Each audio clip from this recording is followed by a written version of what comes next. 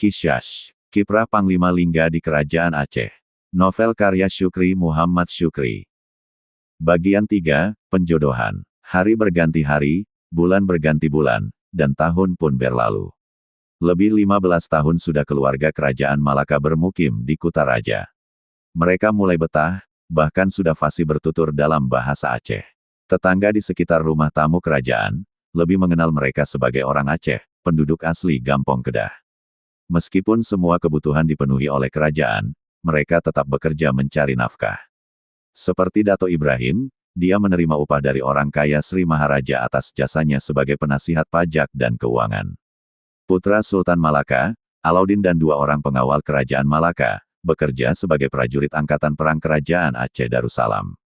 Mereka mulai mapan dan merasa Kutaraja tanah airnya. Kenangan akan tanah Malaka sudah mulai dilupakan. Mereka tak berniat kembali ke negeri yang kini dijajah oleh Portugis. Lebih-lebih setelah mendapat informasi, Sultan Mahmud Syah dan keluarga tiba dengan selamat di Kampar. Hanya saja, Sultan Ali Mugayat Syah dan anaknya Amirul Harb Raja Muda tidak enak hati melihat kondisi mereka. Sebagai sesama bangsawan, Risi menyaksikan Alauddin diperintah-perintah oleh prajurit biasa. Risi melihat Datin Fatimah menyuci pakaian ke pinggir sungai Krung Aceh. Lebih-lebih setelah Sultan Ali Mugayat Syah memperoleh informasi, ibu kota baru yang dibangun Sultan Mahmud Syah di Pulau Bintan dibumi hanguskan Portugis pertengahan tahun 1526 Masehi. Sultan Mahmud Syah dan keluarga kembali eksodus ke Kampar. Sultan Ali Mugayat Syah makin sedih. Setiap bertemu putranya, Amirul Harb Raja Muda, pokok bahasan mereka tentang keluarga kerajaan Malaka. Mereka mencari siasat, bagaimana caranya agar keluarga kerajaan Malaka kembali ke tampuk kekuasaan. Setiap ditemukan satu siasat, berujung kebuntuan. Hampir-hampir ayah dan anak itu putus asa membahas masa depan Alauddin.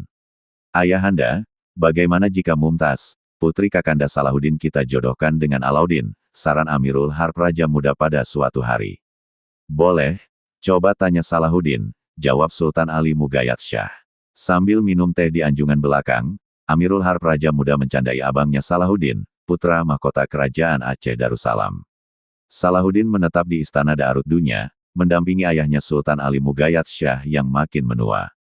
Apa bentuk candaan itu? Amirul Harb Raja Muda meminta kerelaan sang abang menikahkan putrinya Mumtaz dengan Alauddin. Langkah, rezeki, pertemuan, dan maut, siapa tahu mereka berjodoh, canda Amirul Harb. Nggak ada salahnya. Apa dasar berpikirnya? Tanya Salahuddin dengan mimik muka dingin. Cara elegan menaikkan Alauddin sebagai sultan, kelakar Amirul Harb.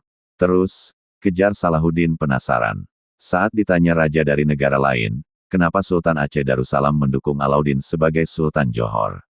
Jawabnya, dia menantu keluarga kerajaan, tambah Amirul Harb meyakinkan Salahuddin. Diterima akal, tapi kasihan nanti Datin Fatimah, dilangkahi adik sepupunya, pancing Salahuddin. Benar juga ya, desis Amirul Harb sambil menepuk-nepuk jidatnya. Carikan jodoh Datin Fatimah, baru kita pikirkan jodoh Mumtaz, saran Salahuddin. Pernyataan itu sinyal dari Salahuddin, dia setuju putri Mumtaz dijodohkan dengan Alauddin. Amirul Harb Raja Muda sangat paham karakter sang abang. Masalahnya, siapa sosok lelaki yang pantas dijodohkan dengan Datin Fatimah? Datin Fatimah, perempuan cantik berwajah khas Melayu. Usianya memang tidak muda lagi, sudah di atas 30 tahun. Menjodohkan dengan putra Amirul Harb Raja Muda, usianya terpaut 5 tahun. Anak-anak kerabat istana yang lain, rata-rata sudah menikah di usia remaja. Ini masalah pelik, membikin mumet kepala sang ahli strategi kerajaan.